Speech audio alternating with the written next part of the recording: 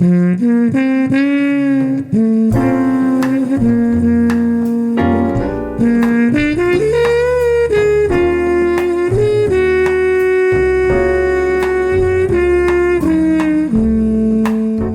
biblioteca con Sagrario Fernández Prieto.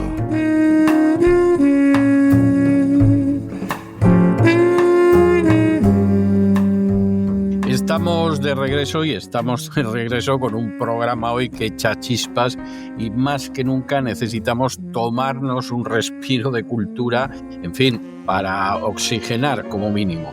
Y como siempre, ¿con quién lo vamos a hacer mejor que con doña Sagrario Fernández Prieto y en su biblioteca? Muy buenas noches, doña Sagrario, ¿qué nos trae usted hoy? Muy buenas noches, don César. Pues hoy traigo a una autora que a mí me gusta mucho, siempre me ha gustado mucho, creo que a usted también le gusta, y la traigo porque se cumple el centenario de su nacimiento. Estoy hablando de Carmen Martín Gaite, que nació Bueno, en Salamanca. la última entrevista que le hicieron a Carmen Martín Gaite se la hice yo. Se la hice Sí, yo para El me Mundo, suena, además. sí, Se la hice sí, para El sí, Mundo y era una señora encantadora, ¿eh? Era encantadora. encantadora, sí, sí, se lo era, sí. Sí. Pocas veces pasa esto de tener contactos con escritores que luego los recuerdas y son amabilidad, simpatía. Además es que ella tenía un gran sentido del humor, Sí, pero más importante que cierto. eso es que era muy simpática con todo el Era muy mundo, agradable. todo le parecía bien, hablaba con todos. Con las personas que yo he hablado recordándola, todos tienen esa misma impresión. Eso hace también que cuando ella lo pasó muy mal en su vida, pasó momentos muy duros, y en esos momentos duros todos nos acordábamos de ella como te acuerdas de alguien de la familia que lo está pasando muy mal y te gustaría echar una mano, pero no sabes muy bien cómo hacerlo. Pero yo la recuerdo con mucha simpatía, yo tengo anécdotas con ella muy, muy simpática, de modo que estoy encantada de traerla aquí, de recordarla. Y estas retahílas del el libro que voy a comentar, que tiene un poco de todo, de bueno y de malo, son las retahílas, los fragmentos de todas las cosas que están sucediendo, que han sucedido en la vida. Y en las retahílas, pues siempre tiene que haber bueno y malo. Pero hay muchos momentos que le recuerdas a ella como si te lo estuviera contando, como si fuera una narración oral, y entonces sonríes muy, muy a menudo. Era una mujer realmente especial. Pues bien, ya hemos recordado que nació no sé si lo hemos dicho, que nació en Salamanca en 1925, por eso es su centenario ahora, y murió en Madrid justo en el 2000. Y em,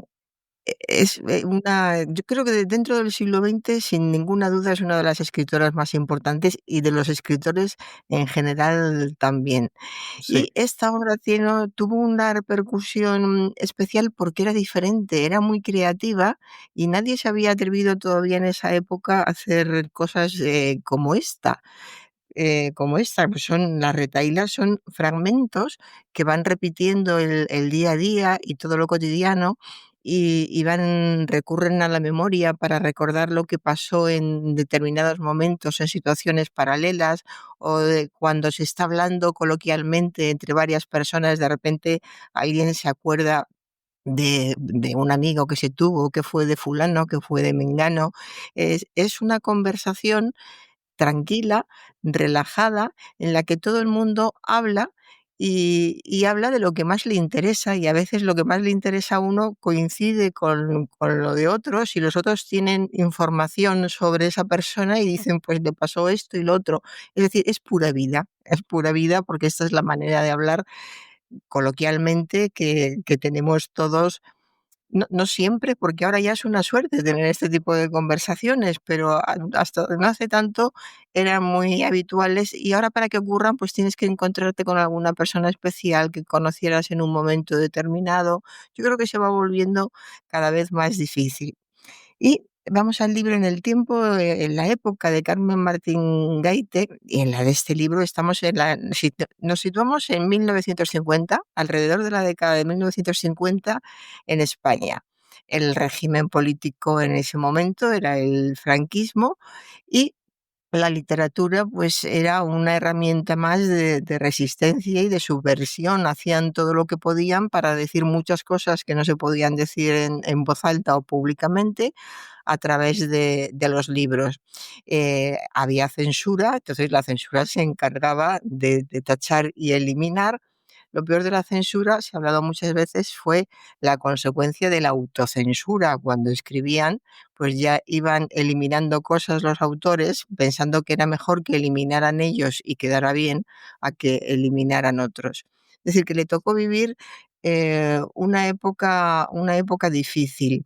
Su infancia no, su infancia fue una infancia agradable, en una familia querida, se llevaba muy bien con sus padres, especialmente con su padre. Leía mucho, en esa época no era tan normal que los niños tuvieran muchas lecturas cerca de ellos. Ella sí, gracias a este padre que también era lector y que a ella le gustaba leer. De modo que así poco a poco se fue formando su afición, su vocación, su compromiso social, porque vivía además mucho de este tiempo, pues vivió en Salamanca, que era una ciudad pequeña, y aquí se va reflejando todo esto que ella vivió desde las canciones infantiles, los juegos tradicionales de la época. Es una obra riquísima, no solo como novela, sino como documento histórico. Yo creo que, bueno, usted lo sabe bien, Martín Gaite es una mujer a la que le gustaba mucho la historia. Sé que a usted le gusta mucho El proceso de Macanaz, que es un gran libro histórico, y ella conjuga muy bien en todas las obras, lo de Macanaz es puramente histórico, pero en todas las obras siempre vemos alusiones muy hábiles que ella escribió en la época de la censura, entonces tenían que ser muy hábiles para no decir cosas que pudieran molestar y que tacharan un gran párrafo. Era mejor que Ah, ellos. Sí. y además lo conocía muy bien porque el suegro había sido ministro de Franco y figura Mm. importante del movimiento, y el marido pues era de una familia del movimiento. Luego tiró por otros lados, ¿no? Pero efectivamente ese era un terreno que lo conocía, pero muy bien, muy bien, muy bien, Sí, muy bien. sí. Muy bien, yo creo que su vida fue compleja en todos los aspectos y siempre he pensado que, bueno, sí, sí, yo lo creo y lo digo siempre, la gente con sentido del humor tiene una gran ventaja para sobrevivir en este mundo, para sobrevivir bien o relativamente bien en este mundo, porque se puede enfrentar a muchas cosas con más ironía, con más tranquilidad, aportando menos tragedia. Entonces yo creo que ella iba vadeando con todas estas cosas y, y salió adelante porque, bueno, se le murió una hija en muy malas condiciones. Sabemos que las personas que pierden un hijo es Bueno, algo que murió de SIDA, una hija murió de joven, SIDA.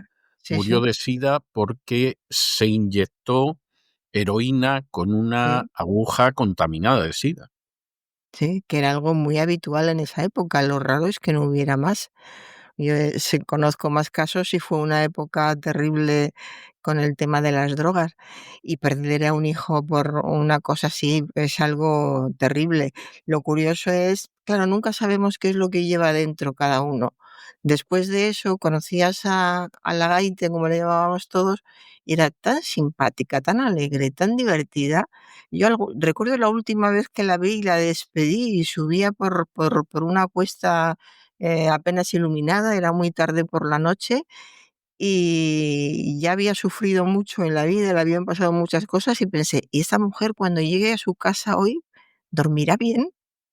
Porque con nosotros, los que estábamos allí y la despedimos, pues estuvo simpaticísima, había contado un montón de cosas. Además, podías llamarla para decirle: "¿Quieres venir a un colegio?". En ese caso, por ejemplo, era que viniera a un colegio mayor a hablar de ella, de sus libros. Se había hecho un club de lectura, habíamos hablado de ella y ella venía a hablar. En principio todos dijimos: Va a decir que no, porque estará ocupadísima". Y nos preguntó la hora directamente: "¿A qué hora queréis? ¿Voy yo o venís a buscarme?". Así, todo era enormemente fácil. Y yo no puedo evitar recordar la última vez que la vi. Yo quería llevarla a una asociación para que diera una charla. Había sacado Caperucita Manhattan y quería que diera una charla sobre literatura infantil. Entonces estábamos en un acto, en una sala, ni recuerdo la sala que era. Yo llegué por detrás de ella, y era más pequeñita, y me puse detrás de ella, se lo fui contando bajito, y entonces ella volvió la cabeza, me llamó por mi nombre y me dijo: "¿Tú me quieres?". Y yo le dije: "Sí, sí, claro que te quiero. ¿Y tú quieres que sea feliz, no?". "Sí, por supuesto". "Pues entonces déjame trabajar y escribir lo poco que me queda de vida, que ya no me queda mucho". Y ya se acabó el insistir en que viniera a hablar ni a decir nada, pero fíjese qué manera de preguntarlo, ¿tú me quieres? O sea, cuando quieres a alguien, lo que quieres es que haga lo que realmente le gusta y lo que mejor hace, y ya no se habló más del tema. De modo que era una mujer muy, muy especial. Si vas preguntando a gente que la conoció, todo el mundo dice lo mismo, casi siempre se repite la palabra encanto. Qué encanto de mujer. Pues bien, ya que tenemos claro que era una buena persona que sufrió mucho y que era un encanto de mujer, vamos a ver cómo escribe estas retahílas, que son una auténtica delicia y una creación muy suya, porque a ella le gustaba mucho lo popular, más que lo popular, lo cotidiano, lo que tenía un sentido que podía ser abarcable para muchas otras personas. ¿Qué son las retahílas? Pues las retahílas son unas pequeñas, si miramos por ejemplo en el diccionario, nos dice que son serie de muchas cosas que están o suceden en un orden. En este caso, y literariamente hablando, son los recuerdos que van surgiendo en el libro, estas retahílas, que a veces siguen un orden, pero muchas veces no, depende. Es como la vida misma, según la vida, lo que te vaya tocando, la situación que estés pasando, el contexto en el que te encuentras, estás recordando unas cosas u otras. Para que veamos hasta qué punto es cotidiano y es cercano a todos, pues tú puedes estar hablando, por ejemplo, con, qué sé yo, con un hermano, y de repente recordar de cualquier cosa, y recordar algo que te sucedió. A partir de ese momento se cambia la conversación y se pasa a hablar de eso otro que acaba de ocurrir, o algo que has recordado tú o algo que ha recordado la otra persona. Y así van surgiendo como retahílas, que parece que suena como a retales, ¿no? De pequeños retales de vida que surgen cuando la realidad los necesita para explicar lo que está pasando. Y es un canto a la memoria, claro, para que esto pase, la memoria tiene que ser muy buena.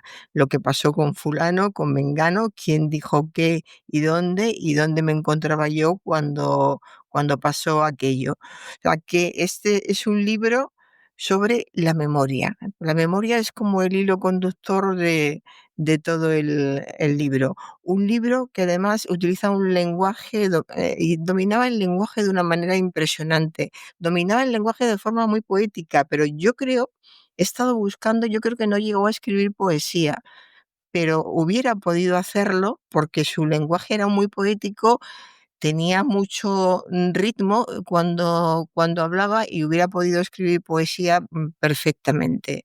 De modo que ella lo que hace con estas retahílas es aprovechar todos esos recursos literarios que ofrecen las retahílas, que son la repetición de una determinada estructura, la metáfora para crear un ritmo determinado, una musicalidad especial. La musicalidad eh, es fundamental en los libros de la Gaite, y en este pasa todavía más especialmente, puesto que está hablando de una fórmula, las retahílas, que consiguen que el lenguaje y la poética se unan, y sean, en este libro, por ejemplo, son clave.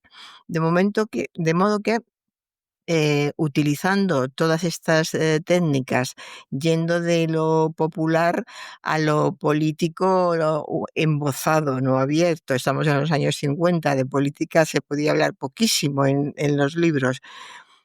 Pero así va saliendo la vida personal, la España de la posguerra, la triste y pobre España de la posguerra, y muchos relatos a partir de todos esos recuerdos. Y el estilo es que sí es poético, es muy poético, de esos casos en que también te sorprende que no escribiera poesía, que yo sepa, yo desde luego no la conozco. Y lo curioso en su caso es que utiliza un lenguaje muy cercano, muy sencillo, como un lenguaje para andar por casa que todo el mundo puede entender. Y leyendo el libro estos días he pensado, qué curioso que utilice un lenguaje tan sencillo, que se considera sencillo y cercano porque todo el mundo lo entiende, pero que está muy bien buscado y que es muy inteligente. Es de mucha altura el lenguaje que utiliza. Entonces, utilizar un lenguaje tan bien como ella para que lo pueda entender todo el mundo es uno de los méritos que tiene Martín Gaite, que si no lo hemos dicho ya, yo creo que era una persona especialmente inteligente, estoy segura. Y eh, dentro de esta atmósfera que ella crea, de este dominio del lenguaje, pues está el tono nostálgico cuando evoca la infancia. em, Otras veces va fragmentando la información que va dando, porque el gran afán, por eso se llama retahílas, es que se parezca a la vida cotidiana, a esos momentos que lo hemos dicho al principio, en que cada uno habla con más personas de cosas que pasaron y recuerda lo que hizo fulano, mengano, lo que le pasó a él, y va utilizando esta técnica a base de repetición de frases, de palabras. ¿Qué es lo que consigue con esta repetición de frases y palabras? Tener un ritmo muy determinado, un ritmo que es casi hipnótico y que atrapa al lector desde el primer momento, porque es como entrar en un bucle que te gusta y que vas siguiendo, y llega un momento en que te cuesta salir de ese bucle. Y en ese bucle se exploran temas fundamentales como la memoria fundamental, la identidad, la muerte, por supuesto, la muerte de una manera muy profunda y muy conmovedora. En fin, es uno de los libros fundamentales porque es una de las autoras fundamentales en este país, y el libro también lo es. Sí, Es, sí escribió poesía, doña Sagrario. Sí sí, escribió no lo poesía, conozco. lo que pasa que yo creo que es lo que menos llamó la atención. Yo creo que ella era conocida sobre todo como novelista, Claro. como una gran ensayista.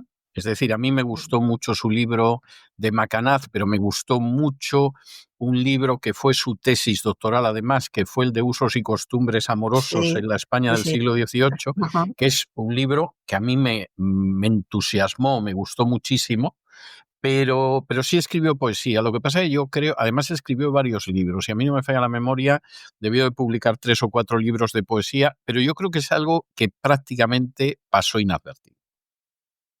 Es Sí, la así sensación que yo es. tengo. Sí.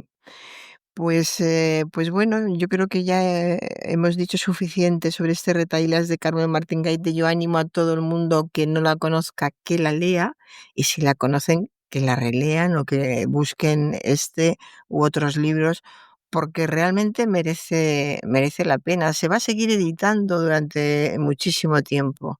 Va a ser una constante, puede cambiar de editorial, cogerán los derechos unos u otros, pero ella va a estar presente siempre en nuestra literatura y en la vida cultural de este país.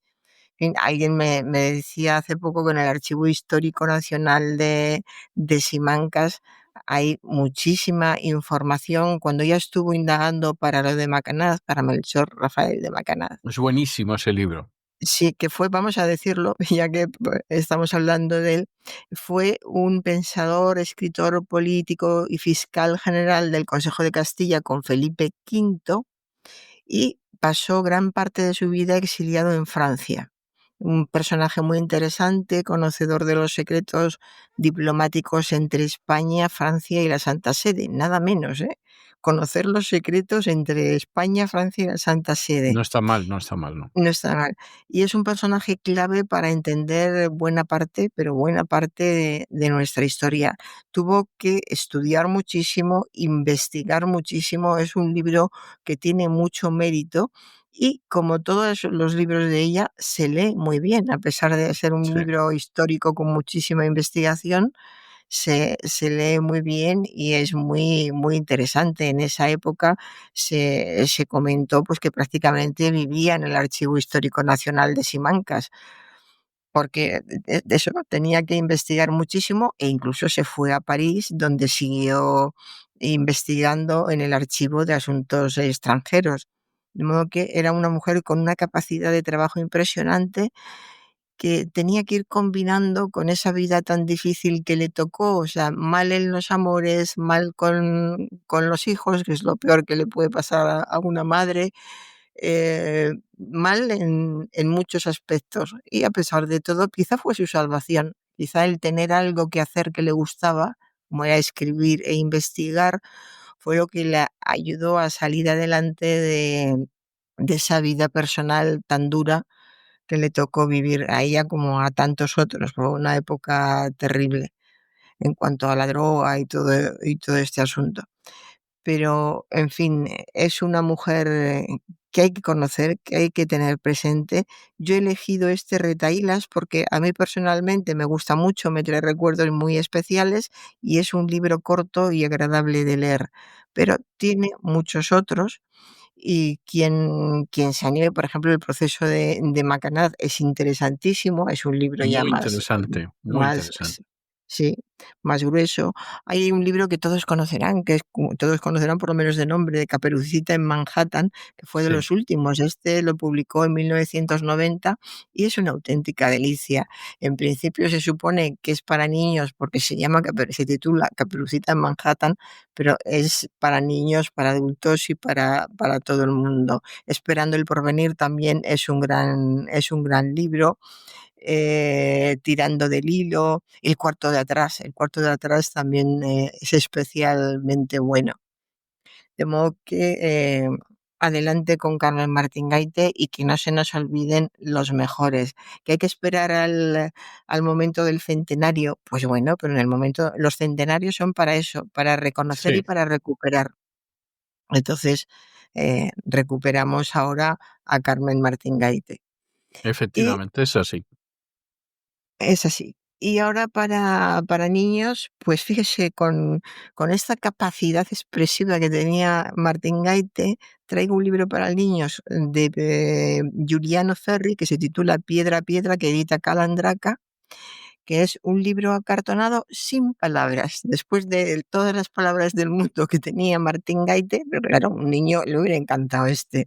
Es un libro en el que, no, ya digo, no hay palabras, solo imágenes, pero se va explicando cómo se derriban muros, se va viendo poco a poco cómo se abre un hueco y queda un hueco que hace que el muro ya se tambalee, luego dos huecos, el niño va viendo huecos en un muro, es para prelectores, y cuando según se van abriendo esos huecos, el niño se va dando cuenta de que al otro lado del muro hay más cosas y puede ver las otras cosas que están al otro lado.